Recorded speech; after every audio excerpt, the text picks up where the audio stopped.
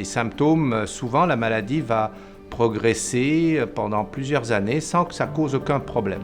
Donc le patient, la personne qui est atteinte de cette maladie ne ressent absolument rien et fait ses habitudes, ses activités de façon complètement normale. Et puis les symptômes vont apparaître souvent par de l'essoufflement. Donc pas quelque chose qui est très particulier ou très spectaculaire. Des fois, ça peut être aussi des douleurs au niveau de la poitrine, un peu ressemblant donc aux symptômes associés à la maladie coronarienne.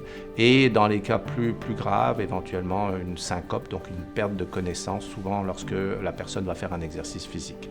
Donc c'est des symptômes, on appelle, qui ne sont pas très spécifiques, c'est-à-dire qu'il n'y a pas un symptôme, on dit « Ah, ça c'est la maladie valvulaire ou bien c'est autre chose ». Donc, et c'est un peu insidieux, je dirais, parce que souvent ça arrive, ça se développe progressivement. Et donc souvent la personne peut se dire « Ah, c'est parce que je vieillis » ou parce que... Et donc c'est souvent un peu sous-estimé et sous-diagnostiqué. Donc à savoir de l'essoufflement, un essoufflement qui est anormal. On n'avait pas ça avant et même si on prend de l'âge, c'est pas normal de devenir essoufflé tout à coup comme ça.